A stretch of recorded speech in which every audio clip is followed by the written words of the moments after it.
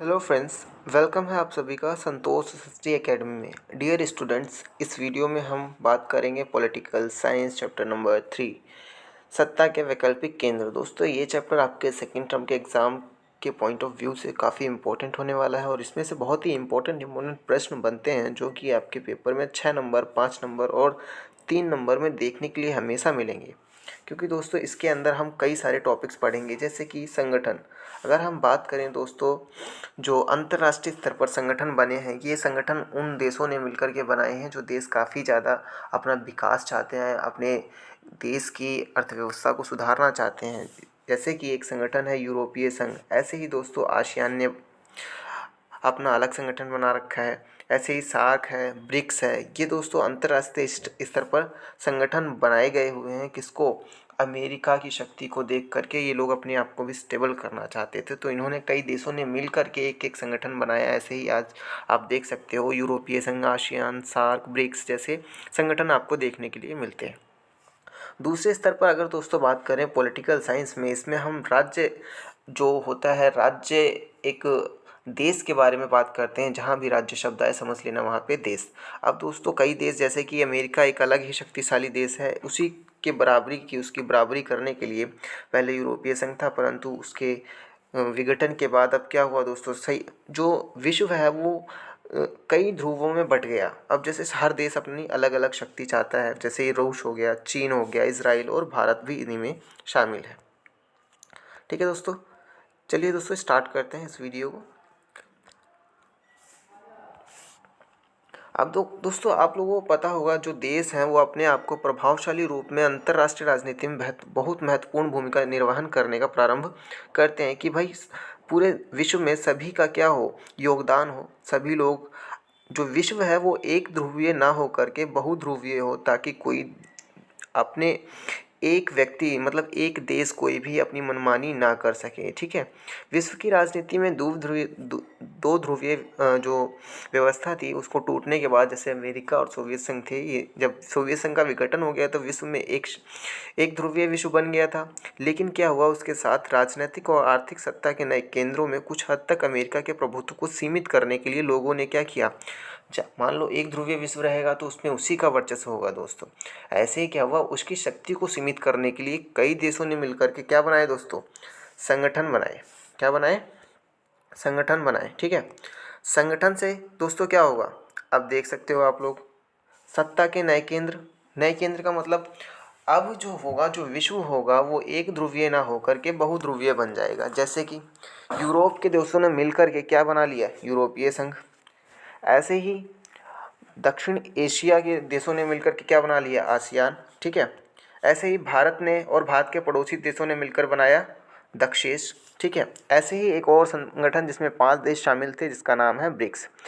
इन सभी जो देश थे, इनके आसपास के, उन्होंने आपस में मिलकर के एक अमेरिका को चुनौती देने के लिए, अपने आप को शक्तिशाली बनाने के लिए संगठनों का निर्माण किया। ये दोस्तों संगठनों का निर्माण कुछ देश मिलकर के भी करते हैं और अपने राज्यों यानी मतलब अपने देश के स्तर पर भी इन्होंने बहुत अच्छा काम किया है। जैसे रूस देख सकते हो, आज रूस भी अमेरिका की टक्कर के बराबर है। ठीक है दोस्तों, ऐसे ही क्या है, चीन है, भारत है, इजराइल है। ठीक है दोस्तों, चलिए आगे बढ़ते हैं। सबसे पहले हम बात करते हैं दोस्तों, एक मिनट,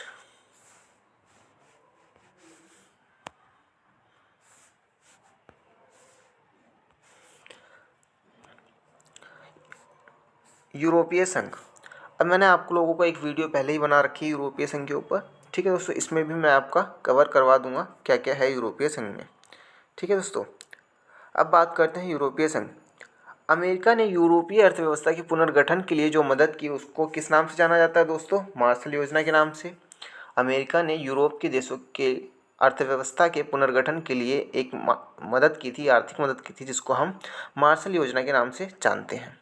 ऐसे ही दोस्तों 1948 में क्या हुआ, मार्शल योजना के तहत यूरोपीय आर्थिक सहयोग संगठन की क्या की गई थी, स्थापना की गई थी। ठीक है, जिसके माध्यम से जो पश्चिमी यूरोप के देश थे, किसके देश, पश्चिमी यूरोप के देशों की क्या की गई थी दोस्तों, मदद की गई थी। पश्चिमी यूरोप के देशों की आर्थिक मदद की गई थी, किसके माध्यम से भाई, यूरोपीय आर्थिक सहयोग संगठन के माध्यम से। ठीक है, अब दोस्तों क्या होता है, 1957 में 6 देशों ने मिलकर के क्या किया फ्रेंड्स, 6 देशों ने मिलकर के फ्रांस, पश्चिमी Germany, Italy, Belgium, Netherland, Luxembourg ने रोम संधि के माध्यम से यूरोपीय आर्थिक समुदाय यानी मतलब यूरोपीय एटॉमिक ऊर्जा समुदाय का गठन किया। कब किया था? 1957 में। अब दोस्तों बात आती है जून 1979 में यूरोपीय पार्लियामेंट के बाद यूरोपीय आर्थिक समुदाय ने एक राजनीतिक स्वरूप ले लिया। ठीक है दोस्तों, क्या ले लिया? एक राजनीतिक स्वरूप ले लिया। अब राजनीतिक स्वरूप लेना शुरू कर दिया था। फरवरी 1992 में मजिस्ट्रिक्ट संधि के तहत। दोस्तों क्वेश्चन आता है कि यूरोपीय संघ की स्थापना किसके तहत हुई थी? तो मजिस्ट्रिक्ट संधि के तहत यूरोपीय संघ की स्थापना की गई थी। किसके तहत? मजिस्ट्रिक्ट संधि के तहत। ठीक है, यूरोपीय संघ का गठन हुआ था। चलिए दोस्तों आगे चलते हैं, इतना बात समझिए। अब बात आती है, हमने पढ़ लिया यूरोपीय संघ का गठन कैसे हुआ। अब फ्रेंड्स हम बात करते हैं यूरोपीय संघ के उद्देश्य से, भाई क्यों किया गया, इसका गठन क्यों किया गया, क्यों बनाया गया यूरोपीय संघ। तो इसके कुछ ऑब्जेक्टिव थे, कुछ उद्देश्य थे जिसके लिए बनाया गया। सबसे पहली बात आती है एक समान विदेश नीति व सुरक्षा नीति। अब जो यूरोपीय संघ के जो देश थे जिन्होंने मिलकर के यूरोपीय संघ का निर्माण किया, उन्होंने तय किया कि भाई हम एक समान विदेश नीति रखेंगे और सुरक्षा नीति, सिक्योरिटी पॉलिसीज भी एक जैसी ही रखेंगे। अब दोस्तों बात आती है आंतरिक मामलों एवं न्याय से जुड़े मामलों पर सहयोग। यानी मतलब किसी भी देश में कोई प्रॉब्लम होगी तो उसका ये आंतरिक रूप से सभी लोग मिलकर के क्या करेंगे? सहयोग करेंगे। भाई कोई किसी देश में अगर कोई प्रॉब्लम आ गई तो ये सारे जो लोग हैं यूरोपीय संघ के, वो सभी मिलकर के इसका निपटारा करेंगे। ठीक है, एक समान मुद्रा का प्रचलन, यानी मतलब सभी देशों में जो यूरोपीय संघ के देश हैं वहाँ पर एक ही जैसी करेंसी, जैसे अगर मान लो यूरोपीय संघ की जो मुद्रा है यूरो, वो सभी देशों में मान्य होगी। ठीक है, वीज़ा मुक्त आवागमन, यानी मतलब दोस्तों हमें कहीं भी अभी बाहर किसी देश में जाना पड़ता है तो हमें वीज़ा पास करवाना पड़ता है पहले जाने के लिए, परंतु जो यूरोपीय संघ के देश हैं उन्होंने ऐसी पॉलिसीज़ बनाई जिसके तहत उन्होंने क्या किया कि जो यूरोपीय संघ के देश हैं उसमें कोई भी वीज़ा पॉलिसी नहीं होगी, वो बिना वीज़ा के लोग आ जा सकते हैं। ठीक है दोस्तों, अब चलते हैं यूरोपीय संघ की विशेषताएं। दोस्तों कुछ विशेषताएं हैं यूरोपीय संघ की। ठीक है, जो क्या करती हैं यूरोपीय संघ को अच्छा यानी मतलब मजबूत बनाने के लिए भी ज़रूरी है, और इसकी कुछ विशेषताएं हैं। चलिए, यूरोपीय संघ ने आर्थिक सहयोग वाली संस्था में बदलकर राजनीतिक संस्था का रूप ले लिया। पहले दोस्तों क्या था? ये आर्थिक सहयोग वाली संस्था थी, मतलब पैसे से रिलेटेड संस्था थी। फिर उसके बाद इसने क्या किया? धीरे धीरे राजनीतिक रूप ले लिया। क्यों दोस्तों? अब भाई पहले लोकल लेवल पे हेल्प करते थे, लेकिन अब ये वैश्विक स्तर पर सभी देश मिलकर के राजनीतिक तौर पर एक साथ काम करते हैं। ठीक है, यूरोपीय संघ एक विशाल राज्य की तरह कार्य करता है। यूरोपीय संघ मान लो एक मतलब कई सारे देशों का एक समूह मिलकर के काम करते हैं। ठीक है, यूरोपीय संघ का अपना झंडा है। ठीक है दोस्तों, आप लोग देख सकते हो इनका अपना झंडा है, गान है, स्थापना दिवस है और इनकी एक मुद्रा है। ठीक है, जिसका नाम है यूरो। ठीक है दोस्तों, क्या नाम है इनकी मुद्रा का? यूरो। ठीक है, अन्य देशों से संबंध के मामलों में इनमें काफ़ी हद तक साझी विदेश नीति और सुरक्षा नीति बना ली है। अगर मैं बात करूं, कई सारे देशों ने संगठन तो बनाए हैं, लेकिन ऐसी जो है साझी विदेश नीति और सुरक्षा नीति केवल यूरोपीय संघ के पास ही है। ठीक है, अब दोस्तों बात करते हैं यूरोपीय संघ के झंडे की। ठीक है, यूरोपीय संघ का अपना झंडा है। ठीक है, जिसमें कितने सितारे हैं? 12 सोने के सितारे हैं। ठीक है, जो कि घेरे के रूप में वहाँ के लोगों की क्या दोस्तों दर्शाता है? पूर्णता, समग्रता और एकता। ठीक है, एकता और मेल मिलाप का प्रतीक है। कौन? झंडा। झंडा में जो 12 सोने के सितारे हैं जो कि घेरे में बने हुए, वो वहाँ की पूर्णता, समग्रता और एकता, मेल मिलाप का प्रतीक माना जाता है। ठीक है दोस्तों, चलिए ये हमने पढ़ लिया यूरोपीय संघ की विशेषताएं। अब बात करते हैं यूरोपीय संघ को मजबूत बनाने वाली विशेषताएं क्या हैं। भाई किन कारणों से यूरोपीय संघ एक ताकतवर संगठन है, कैसे कह सकते हैं? तो दोस्तों यहाँ पर इस वीडियो में दे रखा है 2015 दे रखा है, लेकिन हमें पढ़ना है 2016 न्यू एनसीईआरटी के माध्यम से।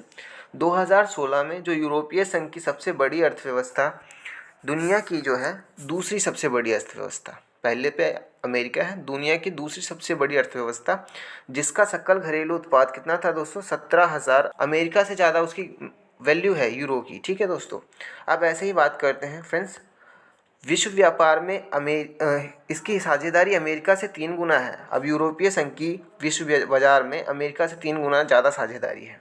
इसकी आर्थिक शक्ति का प्रभाव यूरोप, एशिया और अफ्रीका के देशों पर भी है कि ये कितना शक्तिशाली है पैसे के मामले में, आर्थिक रूप से भी। ठीक है दोस्तों,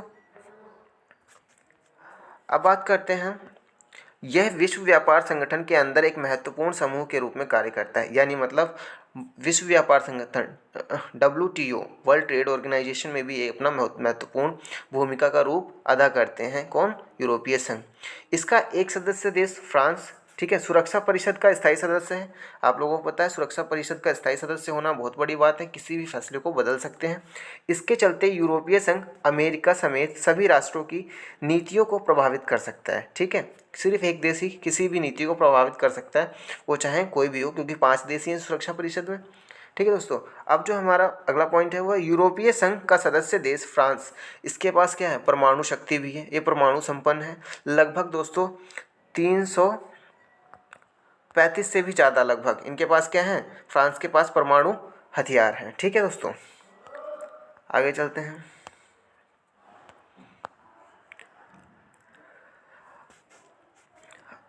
अधिराष्ट्रीय संगठन के तौर पर यूरोपीय संघ आर्थिक, राजनीतिक और सामाजिक मामलों में दखल देने में सक्षम है।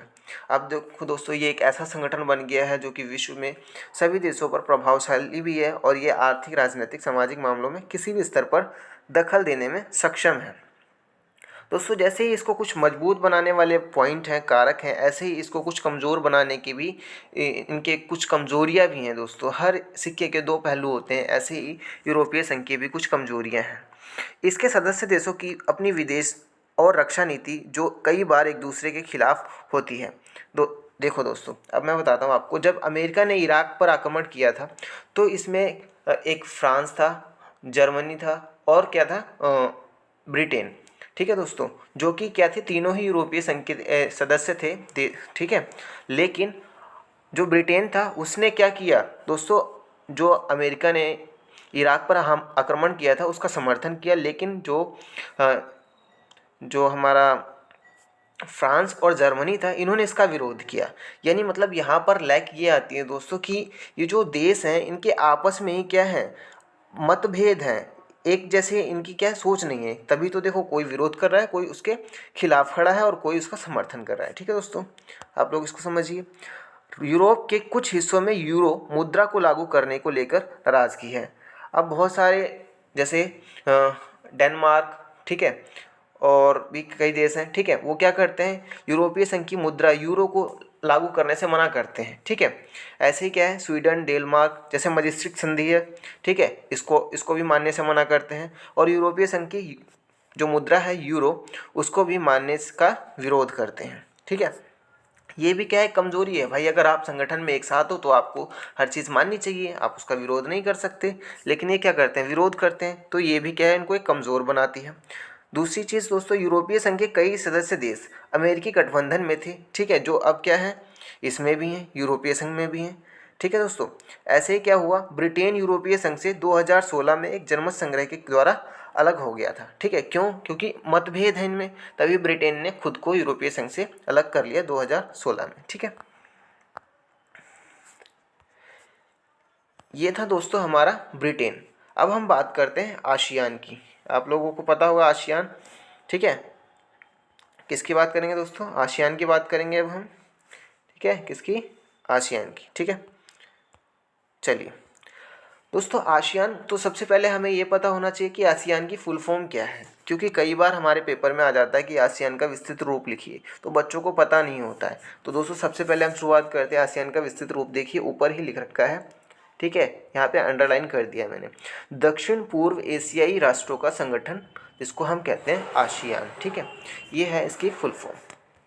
अब दोस्तों चलते हैं इसकी स्थापना के ऊपर, भाई कैसे आसियान की स्थापना हुई। तो अगस्त 1900 बात है दोस्तों, अगस्त 1967 में इस क्षेत्र के 5 देशों ने, कौन कौन से देश थे? इंडोनेशिया, मलेशिया, फिलीपींस और सिंगापुर और थाईलैंड ने बैंकॉक घोषणा पत्र, कौन से घोषणा पर? बैंकॉक के घोषणा पत्र पर हस्ताक्षर करके आसियान की दोस्तों क्या की थी? स्थापना की थी। 1967 में 5 देशों ने मिलकर इंडोनेशिया, मलेशिया, फिलीपींस, सिंगापुर और थाईलैंड ने बैंकॉक घोषणा पर, दोस्तों ये याद रखना है, बैंकॉक घोषणा पत्र पर हस्ताक्षर करके आसियान की स्थापना की थी। ठीक है, कब की थी? 1967 में। एक नंबर में कभी भी पूछ सकता है कब की गई थी और किस घोषणा पत्र पर हस्ताक्षर करके की गई थी और किसकी स्थापना की गई। ठीक है दोस्तों, आप लोगों को समझ गया। तो फिर बाद में इसमें 5 देश और जुड़े, जैसे कि Brunei Darussalam, Vietnam, Laos, Myanmar और कंबोडिया को में शामिल किया। और इनकी सदस्य संख्या कितनी हो गई दोस्तों? पहले तो 1967 में स्थापना के समय 5 थी और अब हो गई 10। ठीक है दोस्तों, अब चलिए आगे।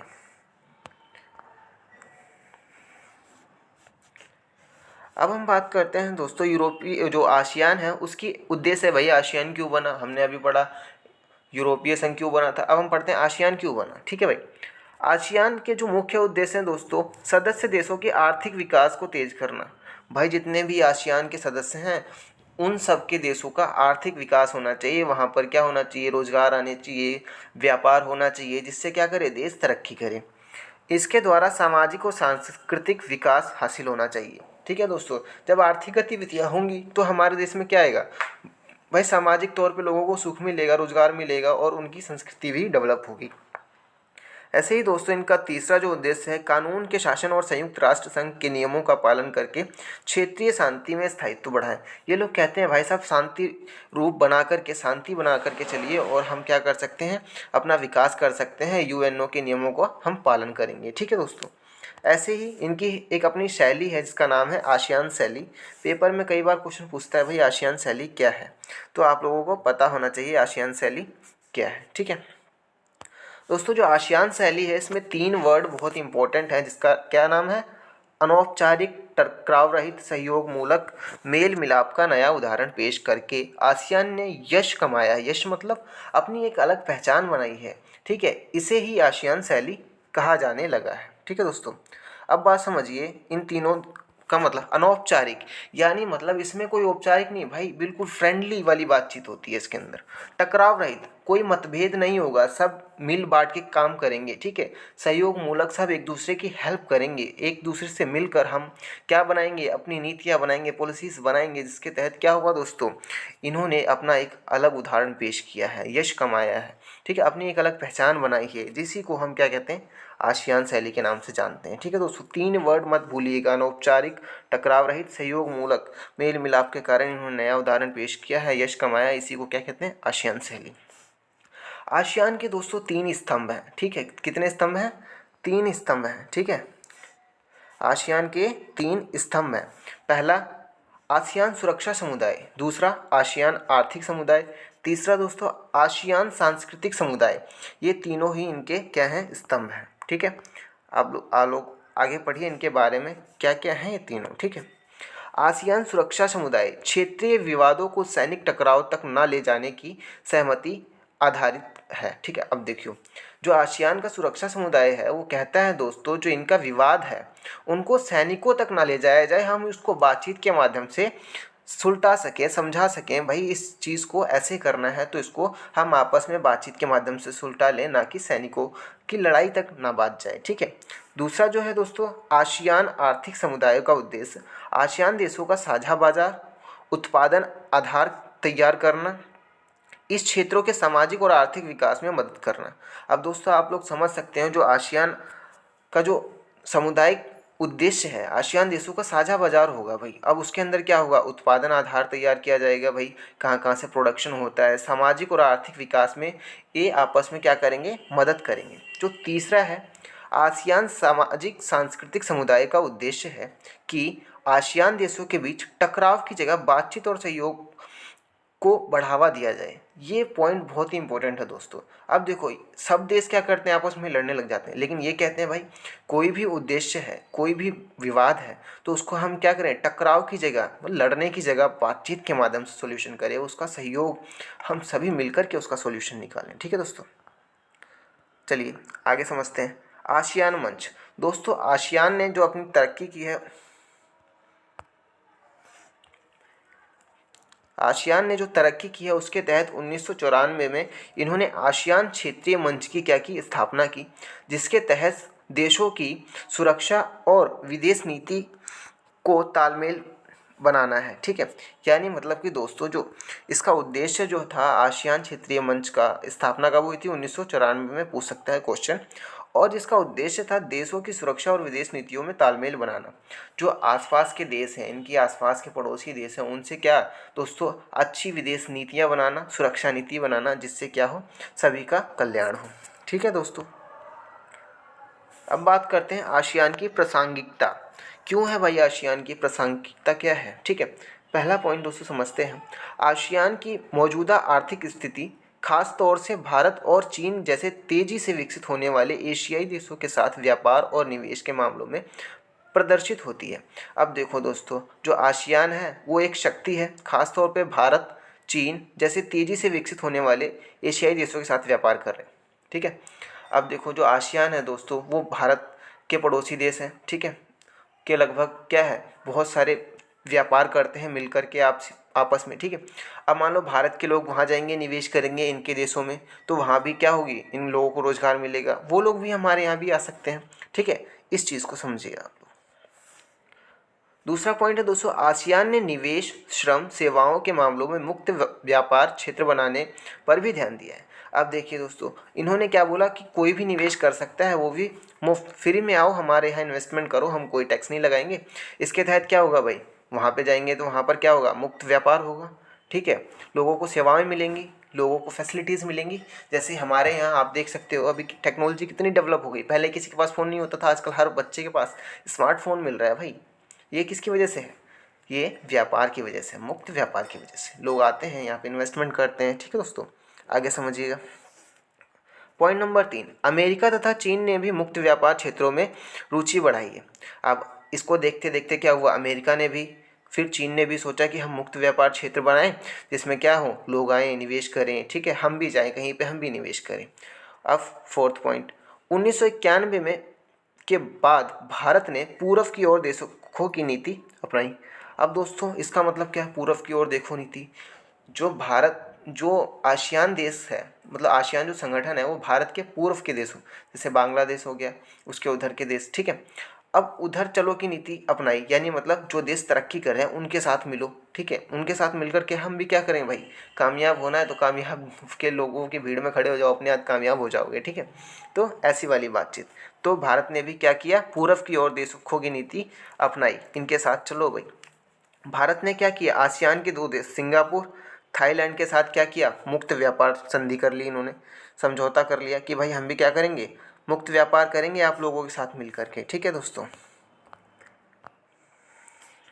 क्वेश्चन पूछ सकता है आप लोगों से कि जो भारत ने आसियान के किन 2 देशों के साथ क्या किया, मुक्त व्यापार संधि की है, तो आपको क्या आंसर लिखना होगा, सिंगापुर और थाईलैंड। ठीक है दोस्तों, अब हम बात करते हैं 6th पॉइंट की। 2009 में भारत ने आसियान के साथ मुक्त व्यापार समझौता किया। ठीक है, मुक्त व्यापार समझौता कब किया, 2009 में। ठीक है, जो कि लागू कब से हुआ, 1 जनवरी 2010 से। ठीक है डियर फ्रेंड्स, बात करते हैं आगे। आसियान की असली ताकत अपने देशों, सदस्य देशों, सहभागी सदस्यों और बाकी गैर क्षेत्रीय संगठनों के बीच निरंतर संवाद और परामर्श की नीति में ही है। अब देखो दोस्तों, हमारे साथ जितने भी लोग रहते हैं हम उनसे बातचीत करते हैं तभी तो कनेक्टेड रहते हैं। ऐसे ही क्या हुआ, जो आपने संगठन बना लिया तो उन देशों के साथ आपसी सहयोग, बातचीत, हमेशा निरंतर संवाद होना चाहिए, तभी क्या रहेंगे, वो हमेशा प्रभावी रहेंगे सभी लोग। ठीक है, ऐसे ही बात करते हैं हम 8 पॉइंट की।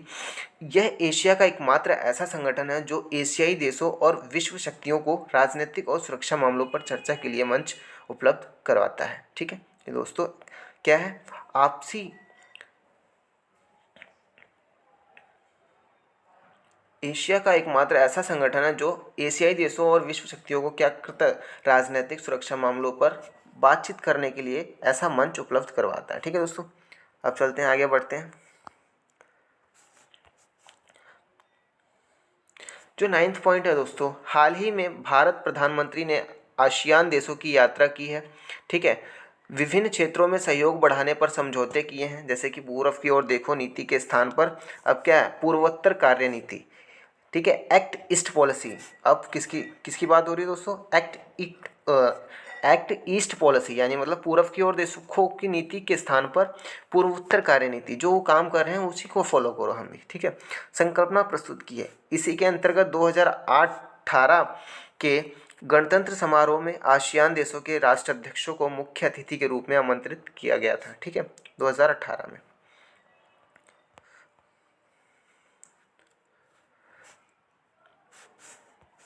अब देखिए दोस्तों, 10वां जो है 2018 में सिंगापुर में हुआ 33वां शिखर सम्मेलन में भारतीय प्रधानमंत्री नरेंद्र मोदी ने भी भाग लिया था। जब 2018 में 33वां आसियान शिखर सम्मेलन हुआ था तो उसमें भारत के प्रधानमंत्री नरेंद्र मोदी ने भी भाग लिया था। 2019 में प्रधानमंत्री नरेंद्र मोदी ने बैंकॉक में आयोजित आसियान शिखर सम्मेलन में भी भाग लिया, 2018 में भी भाग लिया और फिर 2019 में भी।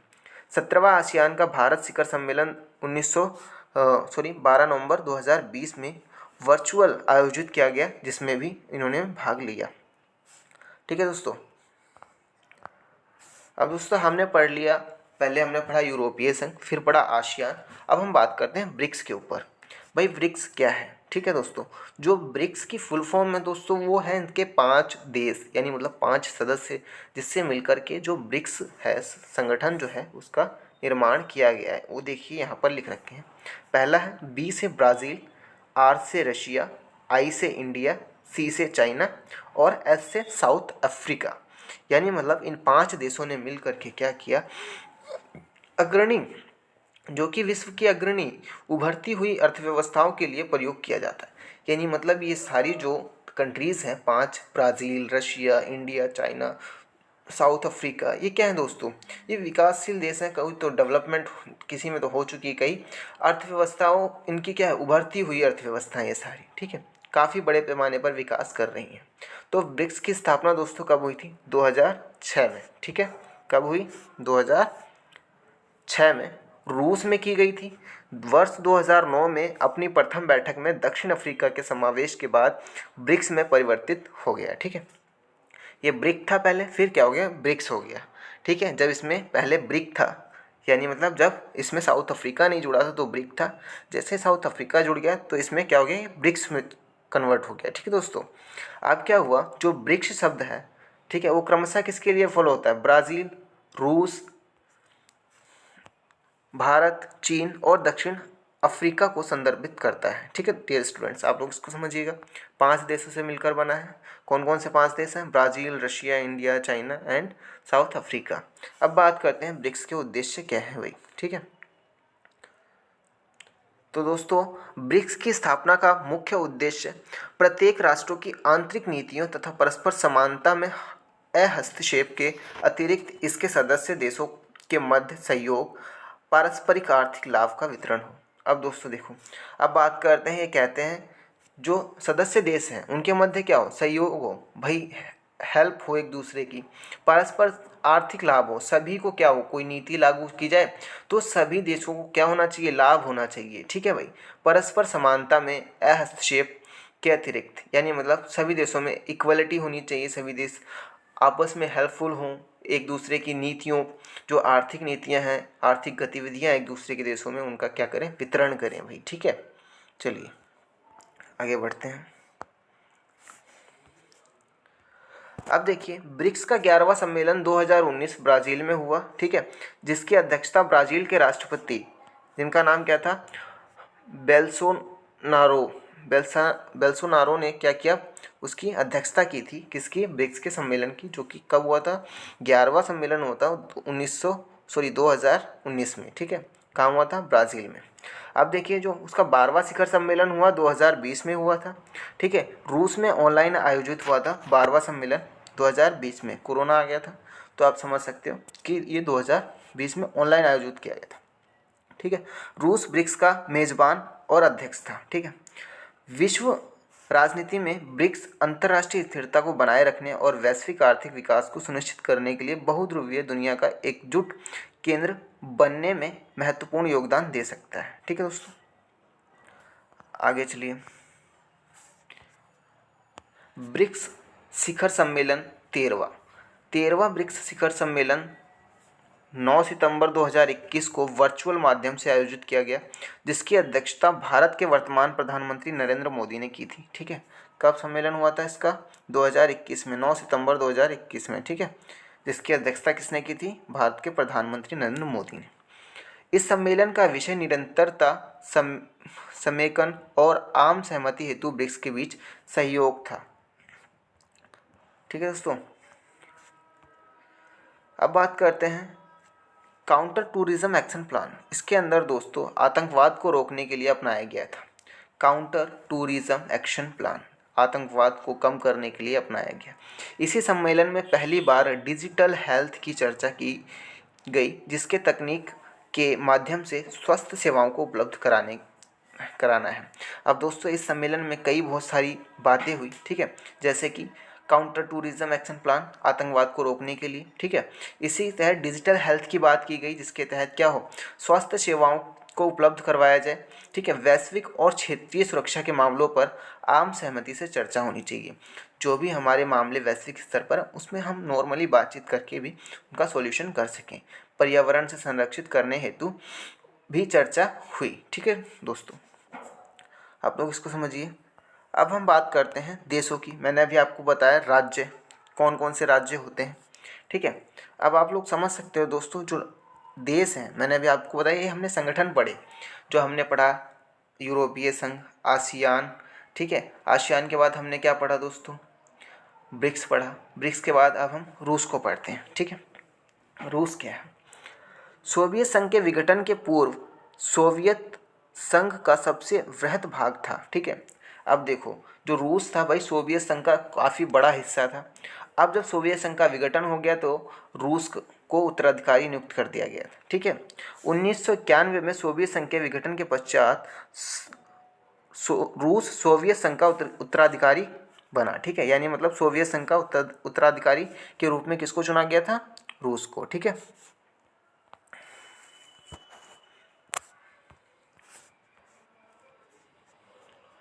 अब दोस्तों वैश्विक पटल पर यह एक शक्तिशाली राज्य है रूस, जिसको उत्तराधिकारी बनाया गया था। ये दोस्तों आप देख सकते हो क्षेत्रफल के मामले में, तकनीक के मामले में काफ़ी ज़्यादा विकसित था। ठीक है, तो एक शक्तिशाली राज्य है। इसके पास खनिज, प्राकृतिक संसाधन, गैसों का अपार भंडार है। आप देख सकते हो जो प्राकृतिक संसाधन, कोयला, पेट्रोलियम, ये सब चीज़ें बहुत ज़्यादा हैं। ठीक है, गैसों का अपार भंडार है किसके पास? रशिया के पास, रूस के पास। तभी तो दोस्तों ये आज इतना डेवलप है। आप देख सकते हो इंडिया जो है रशिया से काफ़ी सारे जो होते हैं हथियार खरीदते हैं अपनी सेना के लिए। ठीक है, क्यों? पेट्रोल वगैरह सब कहाँ से आता है? बाहर से। ठीक है, परिष्कृत शास्त्रों के विशाल भंडार भी हैं। ठीक है दोस्तों, अब ऐसे ही दोस्तों क्या है, रूस की परमाणु शक्ति संपन्न राज्य है रूस। रशिया के पास भी दोस्तों क्या है दोस्तों, जो रूस है वो भी क्या है? परमाणु संपन्न है। ये भी क्या है? सुरक्षा परिषद का स्थायी सदस्य है। ठीक है, यह संयुक्त राष्ट्र संघ सुरक्षा परिषद, जिसे P5 भी कहा जाता है, का एक स्थायी सदस्य है। मैंने बताया ना आपको, सुरक्षा परिषद का स्थायी सदस्य, यानी मतलब P5 ही देश हैं सुरक्षा परिषद में। स्थायी सदस्य वो देश हैं जिनके पास परमाणु शक्ति है। ठीक है दोस्तों, अब हम बात करते हैं सार्क के ऊपर। सार्क क्या है दोस्तों? सार्क जो है काफ़ी महत्वपूर्ण आज के समय में संगठन बनता जा रहा है। आप लोग देखिए इसकी पहले इसके बारे में हम कुछ सामान्य जानकारी रखते हैं। ठीक है, दक्षिण एशियाई देशों ने आपस में सहयोग के लिए सन 1985 में दक्षेस, ठीक है, दक्षिण एशिया के देशों, आप देख सकते हो जो एशिया का साउथ वाला पार्ट है, ठीक है, उन्होंने क्या किया 1985 में दक्षेस, जिसको हम सार्क बोलते हैं इंग्लिश में, ठीक है, south Asian association for regional cooperation की स्थापना की। ठीक है, यानी मतलब कब की गई थी? 1985 में, जिसको दक्षेस कहते हैं और इंग्लिश में सार्क कहते हैं। South Asian association for regional cooperation की स्थापना की गई थी। कब की गई थी? 1985 में। ठीक है दोस्तों, अब क्या हुआ 2005 में 13वें सार्क सम्मेलन में, जो कि कहाँ हुआ था? ढाका में हुआ था। ढाका कहाँ पर दोस्तों? अफगानिस्तान। ठीक है, को सार्क में शामिल करने पर सहमति बनी। यानी मतलब अफगानिस्तान को कब शामिल करने की सहमति बनी सार्क में? 2005 में। कौन सा सम्मेलन था जब ये? 13वां शिखर सम्मेलन था। ठीक है दोस्तों, अब क्या हुआ 2007 में 14वें शिखर सम्मेलन नई दिल्ली में जो कि हुआ, अफगानिस्तान पहली बार सार्क के शिखर सम्मेलन में शामिल हुआ था। कब? अफगानिस्तान पहली बार सार्क के शिखर सम्मेलन में कब शामिल हुआ था? 2007 में 14वें शिखर सम्मेलन में। ठीक है दोस्तों। वैश्वीकरण के दौर में हुए सार्क सम्मेलन में जलवायु परिवर्तन, आपदा प्रबंधन और आतंकवाद की समाप्ति संबंधी तथा इस क्षेत्रों में व्यापार विकास को बढ़ावा देने हेतु कई समझौते पर हस्ताक्षर किए। दोस्तों आप लोग समझ सकते हो जलवायु परिवर्तन में जो जो कारण है, आपदा प्रबंधन में, आतंकवाद को कम करने में और व्यापार एवं विकास को बढ़ावा देने पर कई सारे समझौतों पर हस्ताक्षर हुए थे। ठीक है, कब? 2007 में। सार्क का 18वां शिखर सम्मेलन 26 और 27 नवंबर 2014 को नेपाल की राजधानी काठमांडू में हुआ। ठीक है, जिसका विषय शांति एवं समृद्धि के लिए प्रतिबद्ध एकजुटता था। ठीक है, अब जो 2014 में हुआ था 26 और 27 नवंबर को, उसमें कहाँ हुआ भाई? नेपाल की राजधानी कौन सी है? काठमांडू है। ठीक है, वहाँ पर क्या हुआ? विश्व विषय शांति एवं समृद्धि के लिए एकजुटता का भी प्रयास किया गया। ठीक है दोस्तों। अब जो है सार्क का 19वां सम्मेलन 2016 में इस्लामाबाद पाकिस्तान में हुआ। ठीक है, 18वां कहाँ हुआ था? काठमांडू में। 19वां हुआ पाकिस्तान में। परंतु उरी में आतंकवादी हमले के कारण इस सम्मेलन का बहिष्कार किया गया। बाद में बांग्लादेश, भूटान, श्रीलंका और मालदीव ने भी इस सम्मेलन का बहिष्कार किया, तो इसमें कोई शामिल नहीं हुआ था। क्यों? क्योंकि यहाँ पर क्या हुआ? आतंकवादी हमले हो गए थे इस सम्मेलन के होने से पहले। अब दोस्तों बात करते हैं साफ्टा। ये क्या है भाई? ये एक संधि है जो कि किसने की थी? दक्षिण के देशों ने। जनवरी 2004 में आयोजित 12वें शिखर सम्मेलन जो कि सार्क के ऐतिहासिक दक्षिण एशियाई मुक्त व्यापार, इसकी फुल फॉर्म क्या है दोस्तों साफ्टा की? South Asian free trade agreement. ठीक है, क्या नाम इसका? दक्षिण एशियाई मुक्त व्यापार सौदा। ठीक है, एग्रीमेंट जिसको बोल सकते हो आप, समझौते पर हस्ताक्षर किए। ठीक है, जो कि 1 जनवरी 2016 से प्रभावी हुआ। ठीक है दोस्तों, इस समझौते के तहत दो मुख्य बातें थी। ठीक है, दो इसके मुख्य उद्देश्य थे। पहला, दक्षिण एशिया क्षेत्र संयुक्त व्यापार संबंधी बाधाओं को दूर करना, यानी मतलब जितने भी दक्षिण एशिया के देश हैं उनके अंदर कोई भी क्या बाधा नहीं रहेगी, किसमें? व्यापार में जो भी बाधाएं हैं उनको दूर करना। ठीक है दोस्तों। सेकंड पॉइंट में व्यापार पर प्रतिशुल्क प्रतिबंधों के सभी प्रकार को समाप्त करने का प्रयास करते हुए अधिक उदार व्यवस्था स्थापित करना, यानी मतलब दोस्तों जो व्यापार के नियम हैं उनको हटा देना, जिससे क्या हो? व्यापार और अच्छा हो सके। ठीक है दोस्तों। अब बात करते हैं, भारत ने अपने पड़ोसी देशों के साथ, जिनमें पाकिस्तान, नेपाल, बांग्लादेश एवं श्रीलंका प्रमुख है, इनमें से यदि पाकिस्तान को छोड़ दिया जाए तो बाकी राष्ट्रों साथ भारत के संबंधी कमोवेश मधुर हुए हैं। ठीक है, अगर मैं बात करूं पाकिस्तान को अगर छोड़ दें, क्योंकि पाकिस्तान भाई साहब एक ऐसा देश है जो कि हमसे पता नहीं क्यों किस कारणवश इतना ऐसे संबंध है पाकिस्तान से हमारे कि वो हमारे साथ रहना नहीं चाहता। ठीक है, लेकिन अगर पाकिस्तान की बात छोड़ दें तो बाकी सभी देशों के साथ जो सार्क में शामिल हैं हमारे अच्छे संबंध हैं। ठीक है, ऐसे ही दोस्तों सार्क की कुछ उपलब्धियां भी हैं। ठीक है, तो हम पढ़ते हैं सार्क की उपलब्धियां क्या हैं। वेट, हाँ जी, सार्क की उपलब्धि क्या है दोस्तों?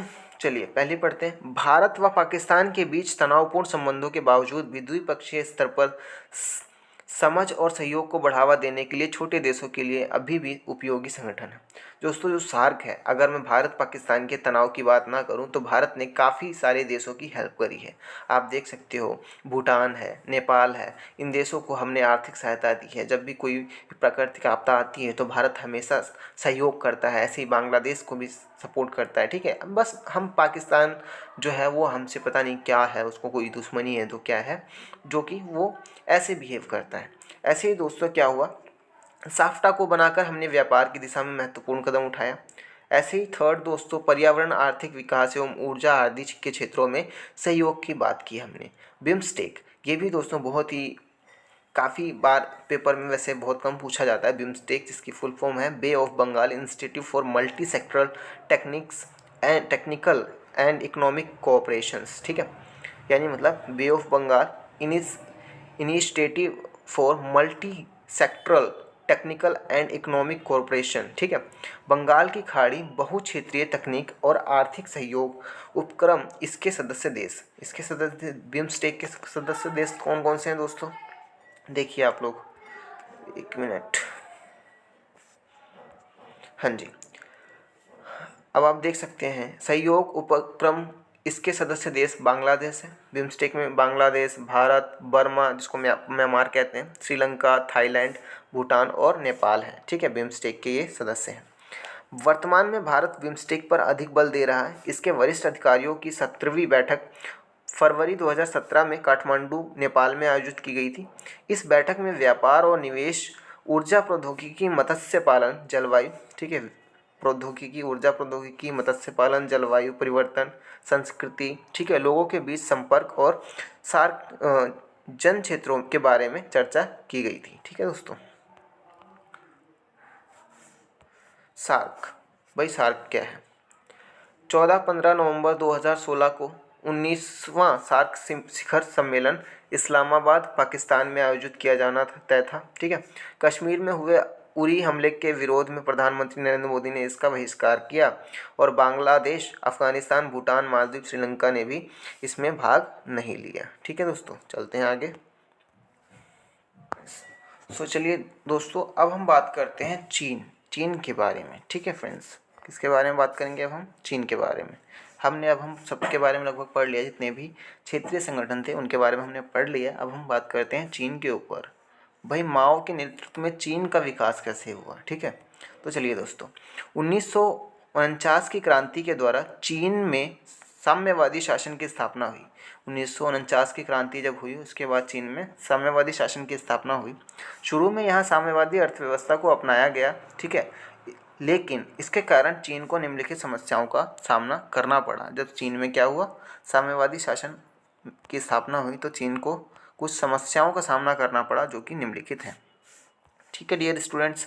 अब देखिए, पहली समस्या क्या थी भाई? चीन ने समाजवादी मॉडल खड़ा करने के लिए विशाल औद्योगिक अर्थव्यवस्था का लक्ष्य रखा, ठीक है, कि साम्यवादी मॉडल हम बनाएंगे और उसके तहत काफ़ी बड़ी बड़ी औद्योगिक अर्थव्यवस्थाओं का इन्होंने लक्ष्य रखा कि हम ये अचीव करेंगे। इस उद्देश्य को प्राप्त करने के लिए अपने सारे संसाधनों का उद्योग में लगा दिया। अब चीन ने क्या किया भाई, एक डिसाइड किया कि हमने ये गोल बनाएंगे और उसको गोल को हासिल करने के लिए उन्होंने सभी संसाधनों को उस पर लगा दिया। दूसरा पॉइंट, चीन अपने नागरिकों को रोजगार, स्वास्थ्य सुविधाएं, सामाजिक कल्याण योजनाओं को लाभ देने के मामले में विकसित देशों से भी आगे निकल गया। अब इन्होंने जो गोल रखा उसमें क्या हुआ दोस्तों, इन्होंने इतनी ज़्यादा तरक्की कर ली कि जो विकसित देश थे उनसे भी आगे निकलकर लोगों को इन्होंने सुविधाएं प्रदान कर दी, ठीक है। योजनाओं का लाभ देने के मामले में सभी देशों को पीछे छोड़ दिया इन्होंने। बढ़ती जनसंख्या विकास में बाधा उत्पन्न कर रही थी और इसी के कारण क्या हो रहा था भाई, चीन की जो जनसंख्या है वो काफ़ी तेज़ी से बढ़ रही थी।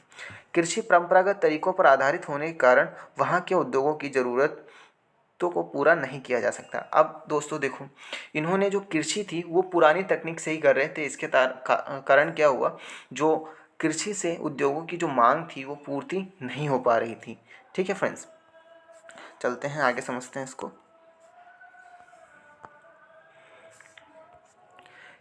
चीन में सुधारों की पहल। अब देखो, चीन में सुधार कब से चालू हुए? चीन में 1972 में अमेरिका से संबंध बनाकर अपने राजनीतिक आर्थिक एकांत को ख़त्म कर दिया। पहले इन्होंने क्या किया, बंद अर्थव्यवस्था थी इनकी। 1972 में अमेरिका के साथ इन्होंने दोस्ती कर लिया। आपने अपनी बुक में फ़ोटो देखी होगी, कुट्टी ने जो बनाई है उसमें चीन चुपके से दोस्ती कर लेता है, किससे? अमेरिका से, ठीक है, जिसके साथ क्या करने लग जाता है फिर ये व्यापार। अब 1973 में प्रधानमंत्री चाउ एन लाई ने कृषि, उद्योग, सेवा और विज्ञान प्रौद्योगिकी में तकनीकी करण के 4 प्रस्ताव रखे थे। कब? 1973 में। किसने रखे थे? चाउ एन लाई ने। पूछ सकता है आप लोगों से क्वेश्चन एग्जामिनर, ठीक है। इसके बाद दोस्तों बात करते हैं 1978 में तत्कालीन नेता देंग शाओपिंग ने चीन के आर्थिक सुधारों और खुले द्वार की नीति अपनाई। कई बार पूछ लेता है कि खुले द्वार की नीति किसने अपनाई थी, तो देंग शाओपिंग ने, ठीक है दोस्तों। आगे चलते हैं। 1982 में खेती का निजीकरण किया गया। फिर 1998 में उद्योगों का निजीकरण। दोस्तों अब क्या हुआ, पहले क्या हुआ, सब चीज़ें किसके पास थी, सरकार के पास थी, यानी मतलब साम्यवादी व्यवस्था। फिर धीरे धीरे क्या हुआ, चीन में सुधारों की पहल शुरू हुई तो धीरे धीरे क्या होने लग गया, प्राइवेटाइजेशन होने लग गया, वहाँ पर हर चीज़ का निजीकरण हुआ। पहले खेती का निजीकरण 1982 में किया, फिर 1998 में खेतों का निजीकरण किया। इसके साथ ही चीन में विशेष आर्थिक क्षेत्र यानी मतलब सेज की स्थापना भी 1998 में की गई। ठीक है दोस्तों।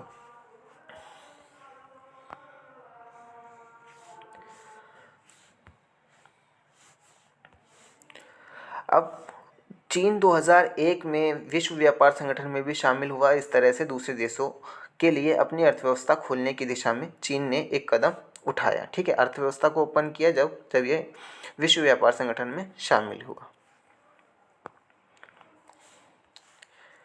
चीन सुधारों का नकारात्मक पहलू। देखिए दोस्तों, इन्होंने जब सुधार लागू किए तो इनके कुछ नकारात्मक पहलू भी रहे, वो देखते हैं हम क्या क्या रहे। पहला, वहाँ आर्थिक विकास का लाभ समाज के सभी सदस्यों को नहीं हुआ, यानी मतलब जो आर्थिक विकास चीन कर रहा था उसका लाभ भाई सभी वर्गों को नहीं हुआ। पूंजीवादी तरीकों को अपनाया जाने में से बेरोजगारी बढ़ गई। जैसे ही इन्होंने क्या किया, प्राइवेटाइजेशन करना शुरू किया तो यहाँ पर बेरोजगारी दर काफ़ी बढ़ गई। वहाँ महिलाओं के रोजगार और काम करने के हालात संतोषजनक नहीं है, महिलाओं की स्थिति काफ़ी बदतर होने लगी धीरे धीरे। गांव और शहर के और तटीय व मुख्य भूमि पर रहने वाले लोगों के बीच आय में काफ़ी अंतर होने लगा। ठीक है दोस्तों, वहाँ लोगों की इनकम में भी काफ़ी फर्क देखने को मिलने लगा। विकास की गतिविधियों ने पर्यावरण को काफ़ी हानि पहुँचा दी। सिक्स, चीन में प्रशासनिक और राजनीतिक जीवन में भ्रष्टाचार बढ़ा दिया। ठीक है दोस्तों, हमने पढ़ लिया फ्रेंड्स चीन के बारे में। अब हम बात करते हैं इजराइल के बारे में। ये जो है दोस्तों नया टॉपिक ऐड हुआ है इजराइल। ठीक है, हमारी बुक में। ठीक है, विश्व मानचित्र में एक बिंदु के समकक्ष प्रतिबिंब है इजराइल। इजराइल बहुत ही छोटा देश है। ठीक है, अर्थव्यवस्था के अतिरिक्त विज्ञान प्रौद्योगिकी, ठीक है, रक्षा, गुप्तचर मामलों में 21वीं शताब्दी विश्व में एक शक्तिशाली राष्ट्र के रूप में उदित हुआ है। जो भाई साहब अब इजराइल है टेक्नोलॉजी के मामले में काफ़ी ही बहुत आगे निकल चुका है। ठीक है, पश्चिमी एशियाई देशों की ही जो क्या है ज्वलंत राजनीति के मध्य स्तर इजराइल अपनी अदस्य क्षमता, रक्षा कौशल, तकनीक, नवाचार, औद्योगिकरण तथा कृषि विकास के कारण वैश्विक राजनीति के क्षेत्र में नई ऊंचाइयों पर पहुंच गया है। अब देख सकते हो इजराइल ने क्या किया, अपनी इतनी टेक्नोलॉजी डेवलप कर ली है कि भाई अपनी जो क्षमता है, रक्षा कौशल है यानी मतलब सिक्योरिटी है, तकनीक टेक्नोलॉजी है, औद्योगिकरण इंडस्ट्रियलाइजेशन है, कृषि विकास में काफ़ी ज़्यादा इन्होंने तरक्की कर ली है, नई ऊंचाइयों को छू लिया है। प्रतिकूलता के विरुद्ध निरंतरता के सिद्धांत पर मार्गदर्शक एक सूक्ष्म यहूदी सियोनवादी राष्ट्र अर्थात इजराइल सामान्य रूप से समकालीन वैश्विक राजनीति में तथा विशिष्ट रूप में अरब प्रभुत्वशाली पश्चिमी एशियाई राजनीति में एक विशिष्ट भूमिका का निर्वहन करता है। ठीक है दोस्तों, अब जो दोस्तों एक सिंपल सी बात समझ लो, इस पूरा पैराग्राफ में यही निचोड़ निकल के आ रहा है कि इजराइल जो देश है तो इतना छोटा सा होने के बावजूद भी इसने अपने आप को इतना डेवलप कर लिया है कि आज विश्व के काफ़ी सारे देश इनसे जलते हैं। क्यों दोस्तों, आज आप लोग देखते हो जो इजराइल है वो काफ़ी ज़्यादा टेक्नोलॉजी में इतना आगे है, इनके पास इतने हथियार हैं, इतनी मतलब वर्ल्ड वाइड इतनी ज़्यादा एडवांस टेक्नोलॉजी है कि इसने अपने आप को इतना डेवलप कर लिया है। ठीक है दोस्तों, ऐसे ही बात करते हैं अब इंडिया की, भारत की, जहाँ हम सब लोग रहते हैं। भाई कहाँ रहते हैं, भारत में। ठीक है, 21वीं सदी में भारत को एक उदयमान वैश्विक शक्ति के रूप में देखा जा रहा था। ठीक है, एक बहुआयामी दृष्टिकोण से विश्व भारत की शक्ति तथा उसके उदय का अनुभव कर रहा है। भारत की जनसंख्या लगभग 135 करोड़ है। ठीक है दोस्तों, भारत की जनसंख्या लगभग 135 करोड़ है, जो कि विश्व की दूसरी सबसे बड़ी जनसंख्या वाला देश है। भारत की आर्थिक, सामाजिक एवं सांस्कृतिक स्थिति बहुत सुदृढ़ है। भाई भारत में जो आर्थिक है, सामाजिक है, सांस्कृतिक गतिविधि बहुत ही अच्छी है। अभी के तौर पर आर्थिक परिप्रेक्ष्य से देख सकते हैं, 5 ट्रिलियन अमेरिकी डॉलर की अर्थव्यवस्था के लक्ष्य, एक विशाल प्रतिनिधि व्यापार केंद्र तथा संपूर्ण विश्व में 200 मिलियन भारतीय प्रवासियों के साथ भारत की प्राचीन समावेशी संस्कृति भारत को 21वीं शताब्दी में शक्ति के एक नए केंद्र के रूप में विशिष्ट अर्थ तथा महत्व प्रदान करता है। ठीक है, आर्थिक परिप्रेक्ष्य में आप देख सकते हो भारत 5 ट्रिलियन अमेरिकी डॉलर की अर्थव्यवस्था के लक्ष्य का, ठीक है, एक विशाल प्रतिनिधि व्यापार केंद्र भी है। संपूर्ण विश्व में अगर मैं बात करूं पूरे विश्व में, तो लगभग 200 मिलियन भारतीय प्रवासियों के साथ भारत की प्राचीन समावेशी संस्कृति भारत की को 21वीं शताब्दी में शक्ति को नए केंद्रों के रूप में एक विशिष्ट अर्थ तथा महत्व प्रदान करता है। सामरिक दृष्टिकोण, भारत की सैन्य शक्ति परमाणु तकनीक के साथ इसे आत्मनिर्भर बनाती है। आप देख सकते हो भारत के पास काफ़ी बड़ी सेना है आज के टाइम पर, ठीक है। परमाणु शक्ति भी भारत के पास है, लेकिन ये सुरक्षा परिषद का स्थायी सदस्य नहीं है, ठीक है दोस्तों। विज्ञान और प्रौद्योगिकी के क्षेत्र में भारत की जो भूमिका है वो इस प्रकार है। विज्ञान तथा प्रौद्योगिकी में मेक इन इंडिया, आप देख सकते हो जब से नरेंद्र मोदी जी आए हैं, मेक इन इंडिया बहुत ही बढ़िया कॉन्सेप्ट है और इसके तहत काफ़ी अच्छा काम भी हो रहा है। योजना भारतीय अर्थव्यवस्था को आत्मनिर्भर बना रही है, ठीक है। यह सभी परिवर्तन वर्तमान विश्व में भारत को विश्व का एक महत्वपूर्ण केंद्र बनाते हैं, ठीक है दोस्तों। इस सब से हमें पता चलता है कि लगभग क्या हो रहा है भाई, जो भारत है काफ़ी ज़्यादा तरक्की कर रहा है दोस्तों। तो ये जो चैप्टर है यहाँ पर होता है दोस्तों समाप्त। और अगर आप हमारे चैनल पर नए हो तो दोस्तों हमारे चैनल को सब्सक्राइब कर लो, लाइक वीडियो को ज़रूर कर देना दोस्तों। अगर आपको ज़रा सी भी हेल्प मिल रही हो इस चैनल से तो जुड़े रहिएगा दोस्तों, मैं कोशिश करूँगा